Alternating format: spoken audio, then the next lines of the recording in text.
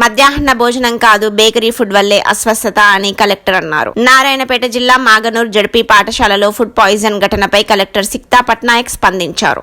మధ్యాహ్న భోజనానికి ముందు 22 మంది విద్యార్థులు బేకరీలు, దుకాణాల్లో తినుబండారాలు తిన్నారని తెలిపారు. మధ్యాహ్న భోజనం వికటించి అస్వస్థతకు గురి కాలేదన్నారు. ఆసుపత్రిలో చికిత్స పొందుతున్న విద్యార్థులు క్షేమంగా ఉన్నారని పేర్కొన్నారు. ఈ ఘటనపై విచారణ చేస్తున్నామని చెప్పారు.